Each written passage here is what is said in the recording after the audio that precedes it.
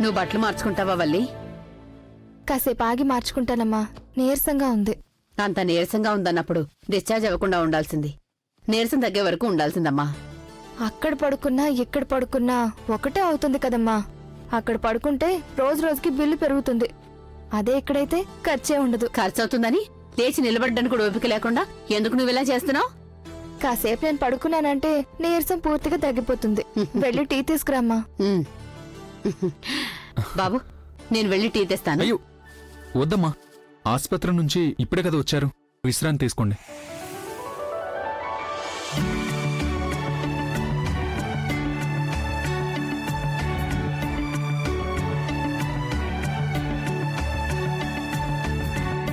అమ్మా, నువ్వు టీ తీసుకురా. సార్ టీ తాగి బయలుదేరుతారు. హ్మ్.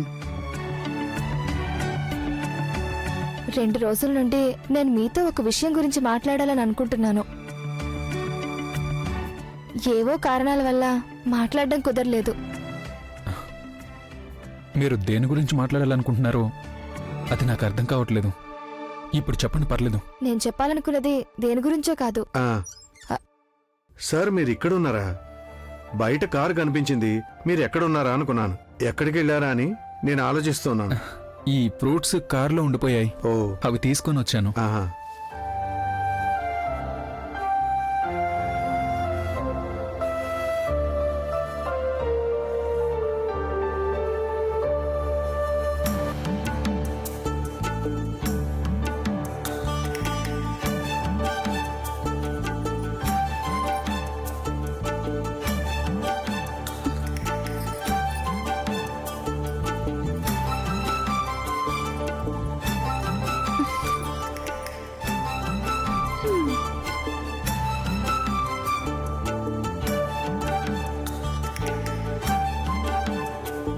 నువ్వేంటమ్మా ఇక్కడ కూర్చున్నావు?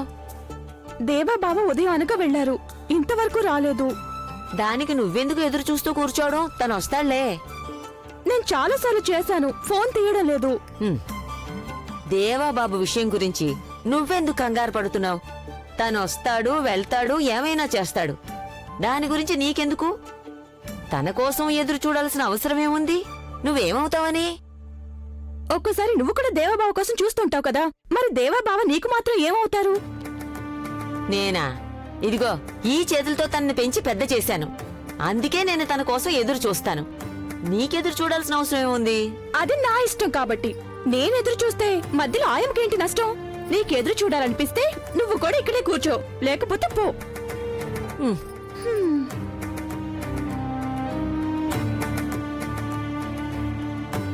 ఎంత చెప్పినా వినిపించుకోదేంటి? మోండి ఘట్టం.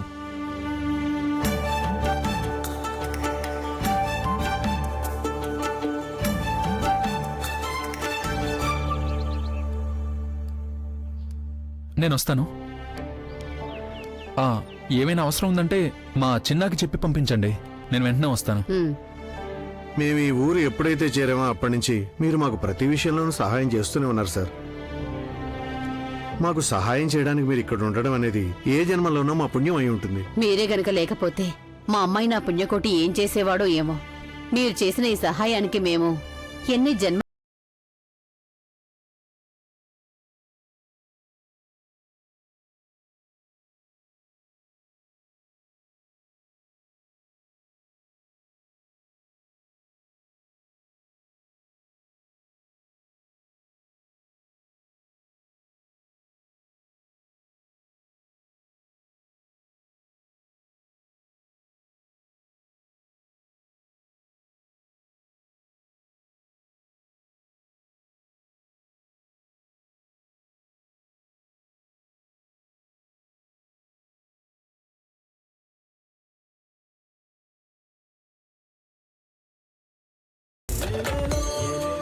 ఈ కాలంలో ఇటువంటి మంచి మనసు, మంచి స్వభావం ఉన్న వారిని మనం ఎక్కడా చూడలేంది.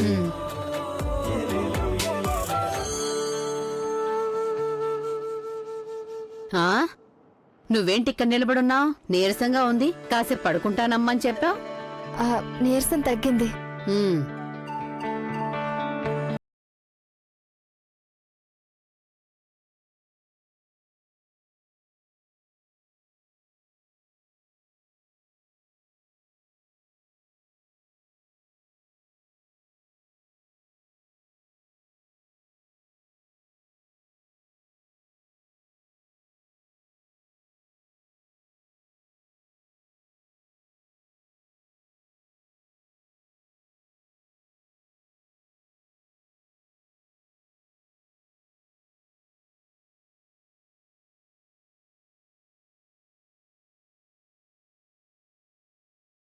చిలిపి కలవే హరివెల్లు సొగసు తెరవే నా కలల సీమలో కొలువు తీరిన అందాల చెలివే గాలి అలల పైన చిందేస చినుకులాగా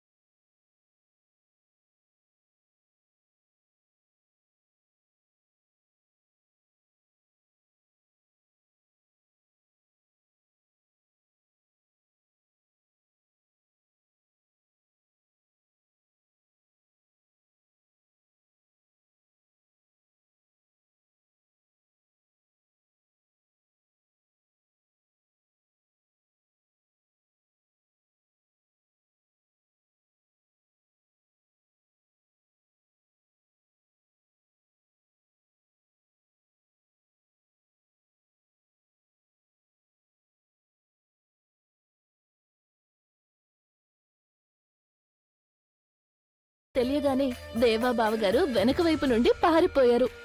సంబంధం అనగానే పారిపోయిన మనిషికి పెళ్ళలా జరుగుతుంది. అనుకున్నది అనుకున్నట్టు జరిగిన తర్వాత నేను గంగ ఆనందం తట్టుకోలేకపోయాం. బావగారి మొహం చూడాలి. ఆ సంబంధం ఎందుకు పోయింది? 2వ క్లాస్ మాత్రమే చదివిన వ్యక్తికి ఎవరైనా ఎంఎస్సీ చదివిన అమ్మాయినిచ్చి పెళ్లి చేస్తారా? అందుకే అలా జరిగింది. ఆయన అలా తప్పించుకు వెళ్ళడం మనకే మంచిదయింది. ఏవైనా ఆ సంబంధం మళ్ళీ వస్తుందేమోనని అనుమానం. అదేంటి? ఇంత ఆస్తున్న గొప్ప సంబంధం ఎవరైనా సరే వద్దనుకుంటారా? చదువులోనైనా సరే ఉద్యోగంలోనైనా సరే ఏముంటుందో నువ్వే చెప్పు. ఆస్తిపాస్తులుంటే సంతోషంగా ఉండొచ్చు. అందుకనే కదా నేను మన వాణి సంబంధం బావగారి కోసం మాట్లాడాలనుకున్నాను. తనకి కూడా పెద్దగా చదివేవి రాదుగా. ఏదైనా మంచి ఆలోచన వస్తే దాన్ని వెంటనే అనుసరించాలి. అందుకే మిమ్మల్ని ఇక్కడికి రామన్నాను. ఏది ఏమైనా నీకు ఆ ఆలోచన రావడం చాలా మంచిదయింది. కానీ దేవా బావగారు తనని ఇష్టపడాలి. అదే ఎలాగో తెలియడం లేదు.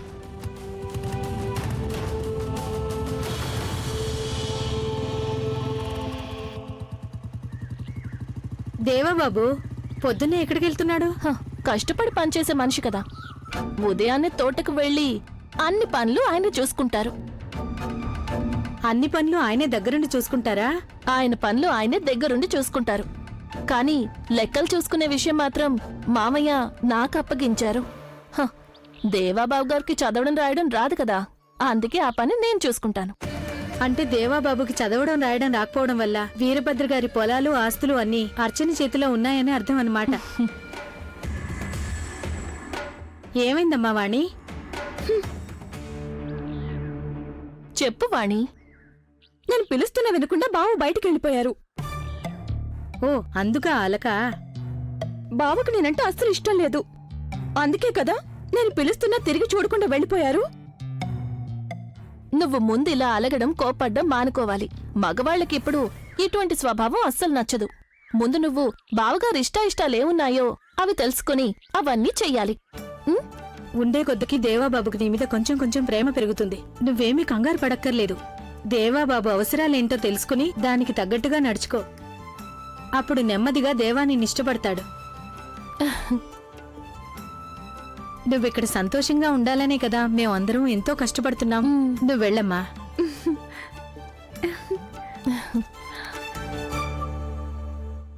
ఇది అర్చన ఈ పిల్ల పరిస్థితి. పాపం చాలా బాధపడుతోంది. ఏదో ఒకటి చెప్పి పంపించాల్సొస్తోంది. ఎప్పుడూ ఏదో ఒక దానికి అలుగుతూ ఉంటుంది. అంతా త్వరలోనే సర్దుకుంటుంది పిన్ని. హ్మ్. నువ్వు చెప్పిన మాట మీద నాకు పూర్తి నమ్మకం ఉంది.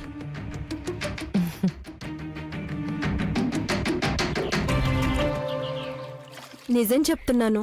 పోలీస్ కేసు అంటూ వచ్చిన తర్వాత నేను చాలా భయపడిపోయాను. ఇక నువ్వు బయటికి రాలేవని అనుకున్నాను. అంత స్ట్రాంగ్గా అనిపించింది ఆ కేసు. స్కూల్లో టీచర్ ఒక విద్యార్థి తల పగలగొట్టిందంటే విద్యార్థి సంఘాలు ఊరికే ఉంటాయా? నిన్నక్కడి నుంచి తీసుకెళ్లిన తర్వాత స్కూల్లో అందరూ నీ గురించి కంగారు పడిపోయారు. నేనే తప్పు చేయలేదని తెలుసు కాబట్టి దేని గురించి పెద్దగా భయపడలేదు.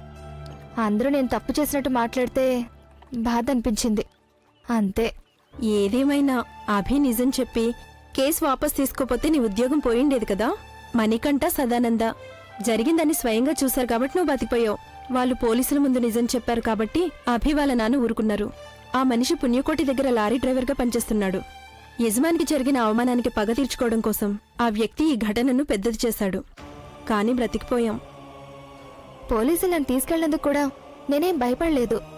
కానీ ఎక్కడో ఒక ఇంట్లో చేతులు కట్టేసి బంధించినప్పుడు చాలా భయం వేసింది. ఓహ్, దేవా సార్ రాలేదు అంటే నేనేమయ్యేదన్నో నాకే తెలీదు. టీచర్ ఏంటి మనకంట? టీచర్ తను మీతో ఏదో మాట్లాడాలంట. రారా, వచ్చి చెప్పరా.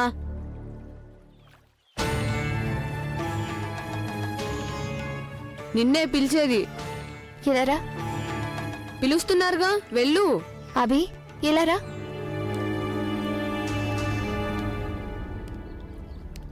నాతో ఏం మాట్లాడాలి అభి?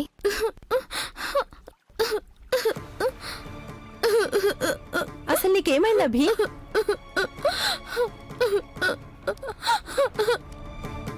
ఏమైంది అభి? చెప్పు చెప్పబి. సారీ టీచర్, నేను నిన్న అబద్ధం చెప్పాను. సిగరెట్ కాల్చును అని మీరు నన్ను తిడతారని భయం వేసింది, అందుకే నేను అలా చేశాను. నేను అలా చెప్పాను అంటే మిమ్మల్ని పోలీసులు తీసుకెళ్తారని నాకు తెలీదు టీచర్. వాళ్ళు మిమ్మల్ని తీసుకెళ్లేటప్పుడు నాకు చాలా భయం వేసింది. నేను కావాలని అలా చేయలేదు టీచర్. నేను మా నాన్నకి నిజం చెప్పిన తర్వాత ఎవరికి ఇవి చెప్పకూడదని మా నాన్నగారు చెప్పారు. Sorry teacher. మంచి పిల్లాడివి, ఇంకెప్పుడు తప్పు చేయకూడదు. సిగరెట్ కాల్చడం అనేది తప్పు కదా అభి. ఇక మీదట అలా చేయకూడదు. లేదు టీచర్, నేను ఇంకెప్పుడు అలా చేయను. నువ్వేమీ బాధపడద్దు. నాకు నీ మీద ఎటువంటి కోపము లేదు. నువ్వు మంచి పిల్లాడిగా మారిపోయావనుకో, నీ మీద ఇష్టం పెరుగుతుంది. చెడ్డ పిల్లలతో కలవకుండా ఇక మీదట నువ్వు చక్కగా చదువుకోవాలి. నువ్వు క్లాస్లో ఫస్ట్ రావాలి. సరే టీచర్. వెళ్ళు. అలాగే టీచర్. పదరా. ఏ ఆగండి.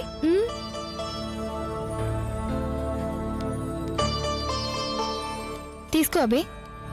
మణికంఠ తీసుకో. Thank you teacher. You're welcome.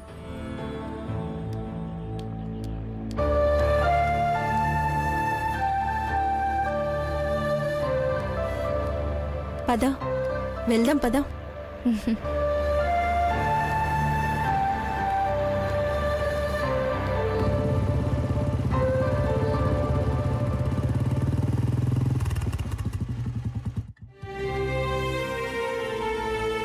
నీకు పనిలో పెడితే సమయమే తెలియదు. బాబూ, ఆ? సరైన సమయానికి భోజనం కూడా చేయకుండా నువ్వెందుకు బాబు ఇంత కష్టపడుతున్నావు? అంత కష్టపడితే గాని ఖర్చులకు డబ్బు రాదా? మన కోసం మాత్రమే కాదాయమ్మా నేను కష్టపడేది. మన వల్ల ఎదుటి వాళ్ళు కూడా ఇబ్బంది పడకుండా ఉండడం కోసం ఆయమ్మా. ఆ నువ్విప్పుడు చెప్పిన ఈ తత్వం నాకసలు ఏం అర్థం కాలేదు బాబు. నువ్వు భోంచేస్తావా లేదా అది చెప్పు. టైం దాటిపోయింది కదా, నాకిప్పుడు భోజనం వద్దు. ఆయమ్మా, నీ చేత్తో ఓ మంచి టీ పెట్టు చాలు. అలాగా నేను స్నానం చేసి వస్తాను. వెళ్ళు.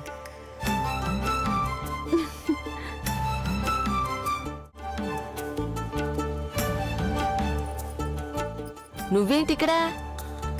ఇదేంటి పొయ్యి మీద? పాలా? ఇవెందుకు? టీ పెడుతున్నాను బావ కోసం. దేవా కోసం టీ పెడుతున్నావు, అది నువ్వు. అవును. చాలే, ఇక నువ్వు తప్పుకో. రాని పనులు నువ్వెందుకు చేస్తున్నావు? లే, పక్కకు తప్పుకో. టీ కావాలంటే నేను పెట్టిస్తాను. నీ టీ పెడితే ఏంటి తప్పు? అది తప్పని నేను అనడం లేదమ్మా. ఇక్కడున్న ఒక్కొక్కరి గురించి నాకే కదా తెలుసు. చూడు, నువ్వు ఓ పని చేయి. నీకంతగా టీ పెట్టాలని ఆశగా ఉంటే దాన్ని నువ్వు మీ అక్కకి పెట్టివ్వు, అర్చనక్కకి. అప్పుడు నీ కోరిక తీరుతుంది. టీ పెట్టడం నాకు కూడా తెలుసు, నేను పెడతానులే. చూడు, వాడసలే ఏమీ తినకుండా ఉన్నాడు. ఈ టీ సరిగ్గా లేకపోతే తాగడం మానేస్తాడు. నేను టీ పెడితే ఏంటి సమస్య? బావ తాకనని చెప్తాడా? లేదు కదా. ఇలా చూడమ్మా, బాబు మామూలు టీ తాగడు. తను మసాలా టీ మాత్రమే తాగుతాడు. అది పెట్టడం నాకు మాత్రమే తెలుసు. లేదు, అది నేనే పెడతాను. ఏంటి ఏంటి గొడవ? దేవా బావ టీ కావాలని అడిగారు, నేను పెడతానంటే ఆయమ్మ దానికి ఒప్పుకోవడం లేదు. ఒప్పుకోవడం లేదా? ఎందుకు ఒప్పుకోవడం లేదు? నువ్వు టీ పెట్టిస్తే ఆయమ్మకేంటి అభ్యంతరం? కౌసల్య, ఈ ఇంట్లో ఎవరెవరికి ఏమిష్టం అనేది నాకు మాత్రమే తెలుసు. అంతేకాకుండా నేను చేసిస్తేనే ఈ ఇంట్లో అందరికీ నచ్చుతుంది. చూడాయమ్మా, ఈ ఇంట్లో మొదటి నుంచి అందరికీ నువ్వే కదా అన్ని పనులు చేసి పెడుతున్నావు. అందుకే అందరికీ అలా అలవాటైంది. నా కూతురు తనకి టీ ఇచ్చిన తర్వాత అది బాగోలేదని దేవాన్ని చెప్పనివ్వు. నీకెందుకు మధ్యలో ఇబ్బంది? మిమ్మల్ని ఇందాకటి నుంచి అర్చన పిలుస్తోంది, మీరు అక్కడికి వెళ్ళండి. నేను మీకే చెప్తున్నాను, అక్కడికి వెళ్ళండి.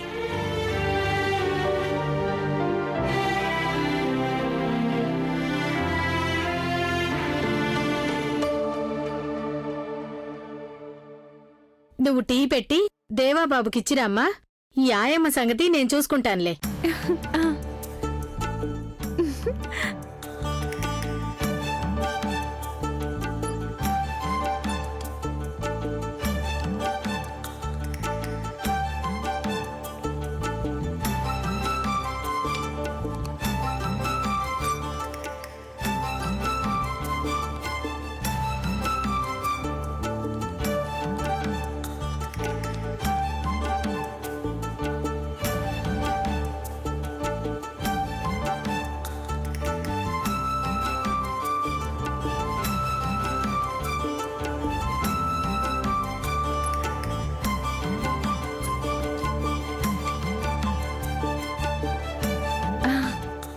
ఇది మసాలా అనుకుంటా, వాసన బాగుంది.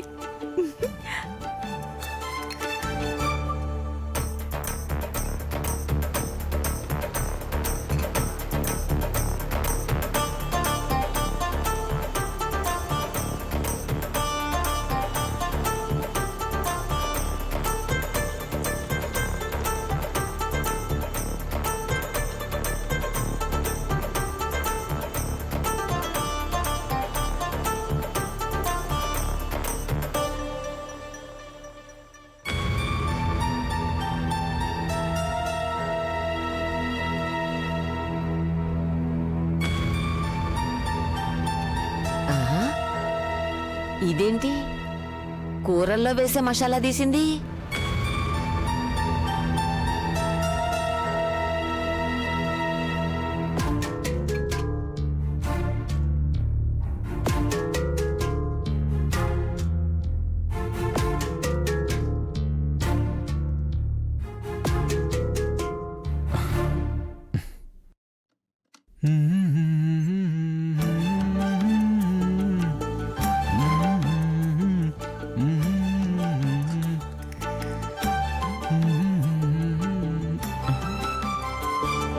నువ్వెందుకు టీ తీసుకొచ్చావు?